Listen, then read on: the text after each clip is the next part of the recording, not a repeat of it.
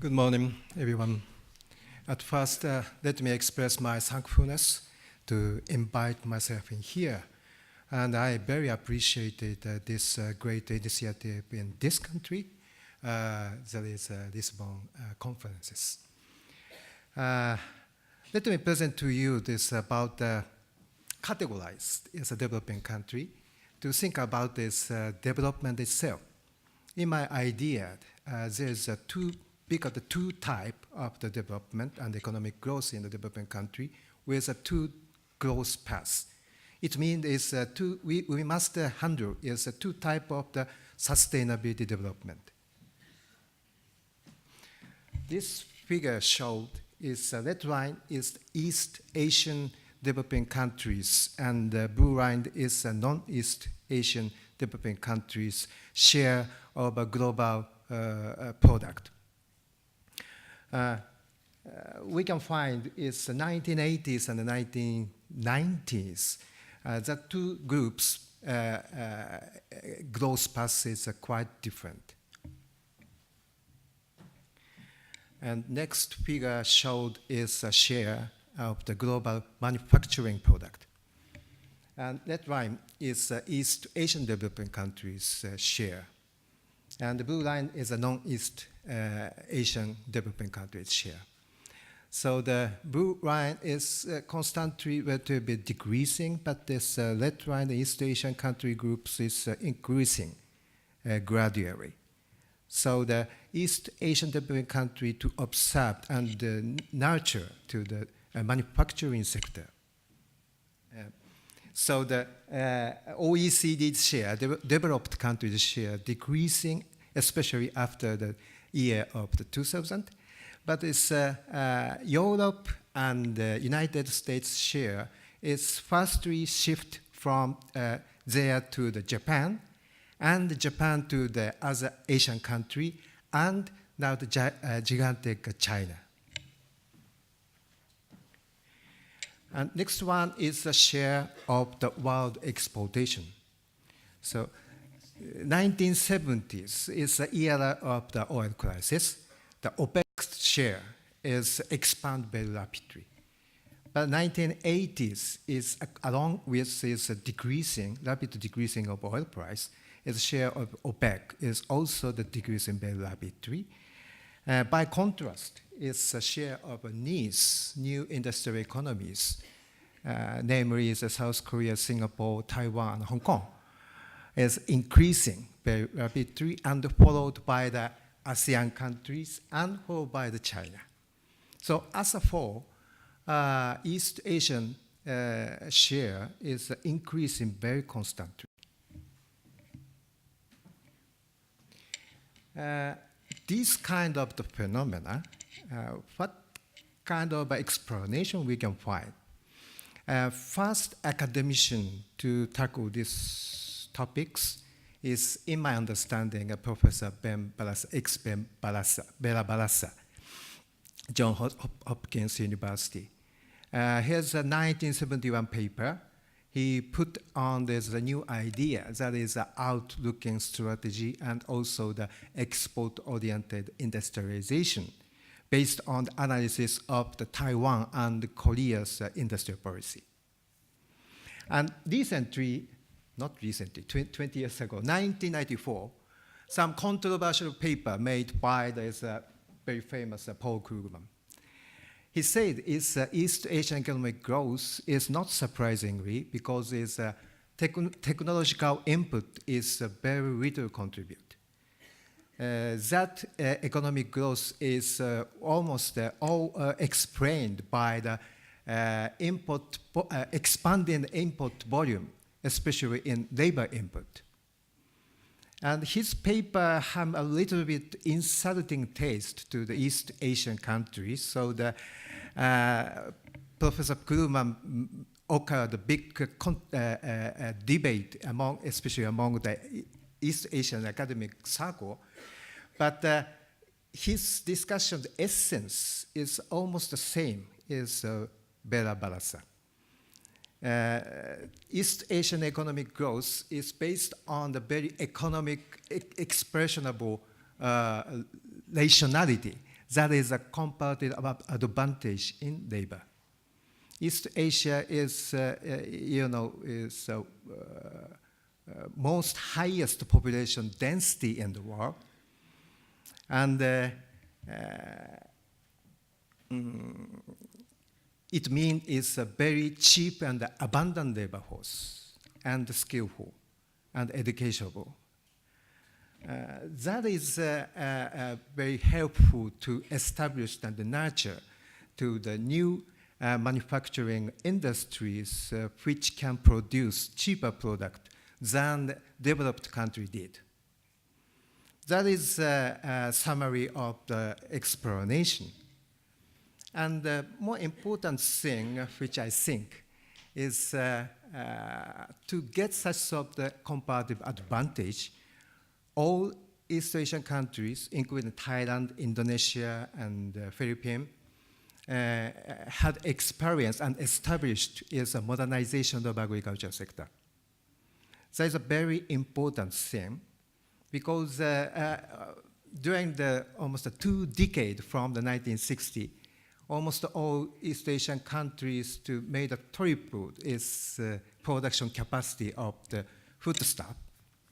It means it's expanding the domestic supply of food, and that helped to keep its relatively low price of the foodstuff.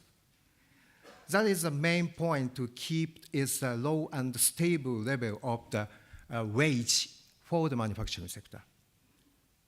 That is one of the secrets to establish this comparative advantage in labor in East Asia. Very famous is the Green Revolution, and also the China independently made innovation as a hybrid rice production.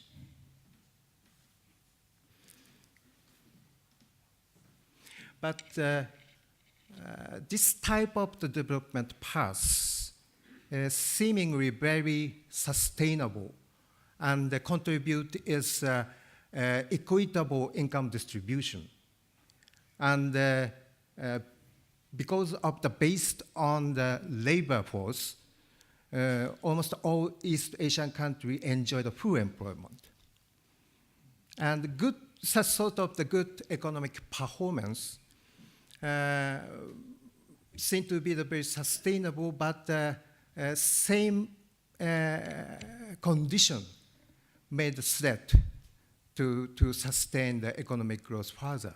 That is a demographic movement. All, especially Japan and Korea, China, enjoy the demographic bonus, they say, to accelerate the growth speed. Demographic bonus mean is increasing the labor force component in total population, which is help to accelerate the economic growth rate.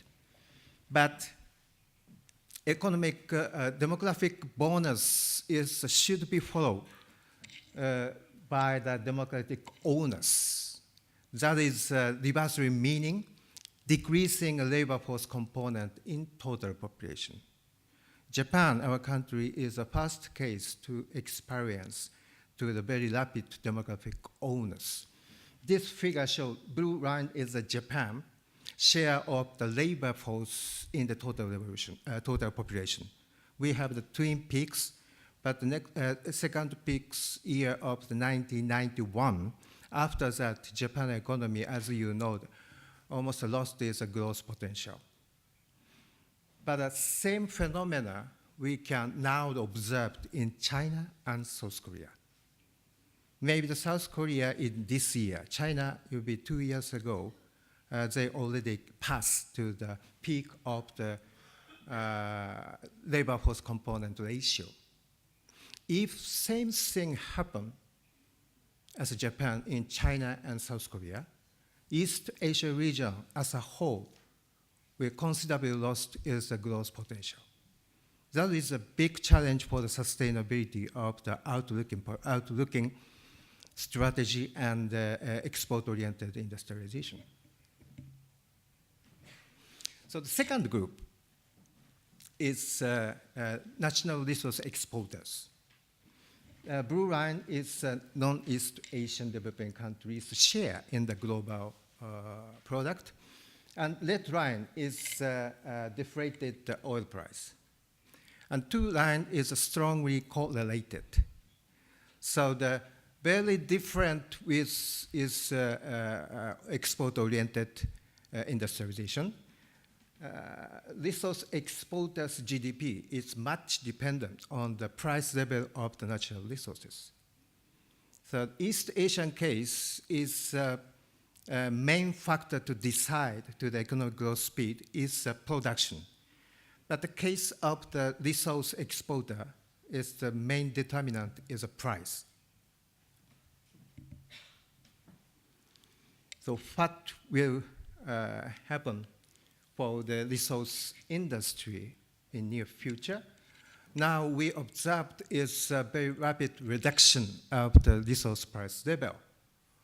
That ordinarily explained by one is a decelerated China's economic growth and also the shale gas revolution in the US.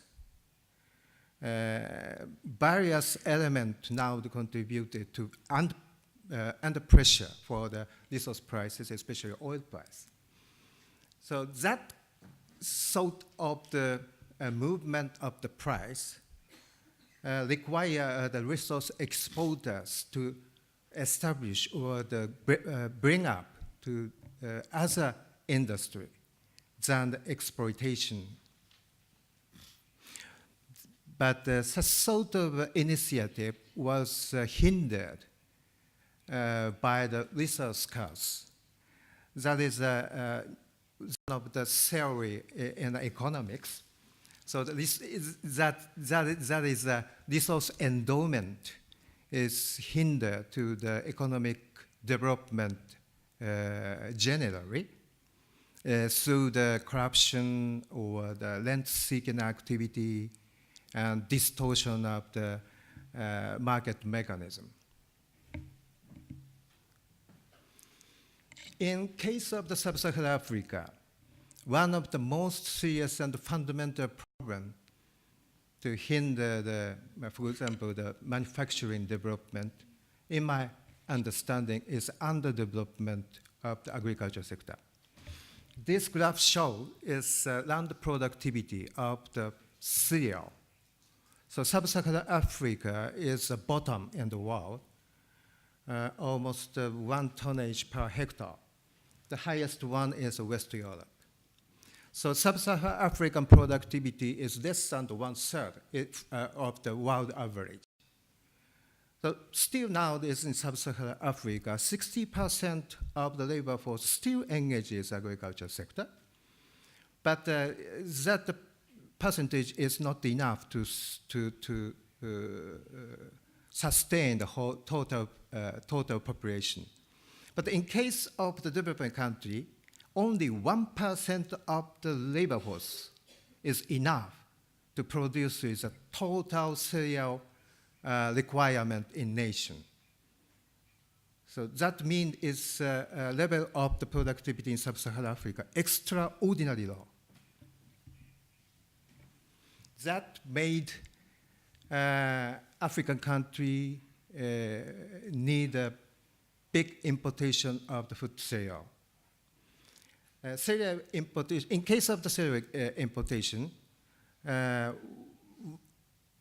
biggest importer in the world is our country, Japan, for long years. And we are followed by South Korea, and now is import by China expand very rapidly. I already mentioned that East Asia have the highest population density, so we can support is self-sufficiency, for example, rice production. But feeder grain, we don't have enough land to make enough feeder grains to break up to sustain its meat industry. That is a basic reason East Asia must be the biggest cereal importer. But now it's total cereal import of the Sub-Saharan Africa, 49 countries, exceeded volume our importation in the year of the 2009. And the year of the 2007, total Africa importation to include North Africa is the East Asian region as a whole. So in Africa now is definitely the world's biggest importer of the cereal. There is a very serious threat to the sustainability and maintenance of the global cereal market and demand and supply, and also the food security for the human being. Now, we anticipated is the total population in the African continent will be double until the 2050. So this figure indicates us who can support such sort of the additional population in Africa, which country's agriculture sector can provide enough food for them. And this type of the very serious underdevelopment agriculture is not only the threat to the food security, it's also the very big problem and fundamental problem for the industrial structure. And low productivity and underdevelopment agriculture, especially the food production, is inevitably made its food price level high, relatively high. This index is I made from the ILO statistics, so which show is food price level in Africa is always high to compare to the Asian counterpart, Asian developing country, until the 1985. And the high price level made also inevitably to the high wage level. This wage figure is come from the UNIDO, United Nations Industrial Development Organization statistics, showing South Africa's wage is higher than Czechoslovakia, and Senegal is higher than China, Kenya is higher than Thailand, and even Ghana, Tanzania is higher than Vietnam. It means underdevelopment of sub-Saharan Africa made African countries have no comparative advantage in labor. In my observation, that is a fundamental reason why African manufacturing sector underdeveloped. There is another big concern to the sustainability of development in Africa. Now enjoy this relatively stable foreign exchange by the resource industry developed.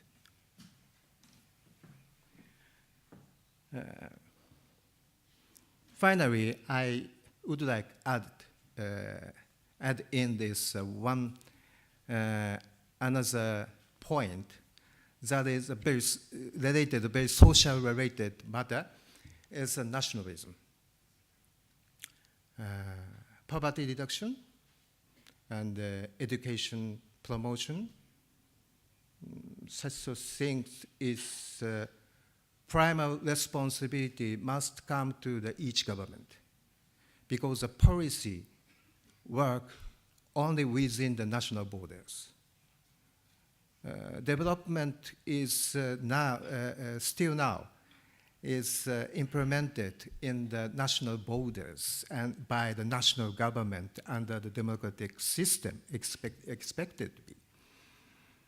So to keep the sustainability development, our case in East Asia, we must think about for the next generation and very comprehensive social policy.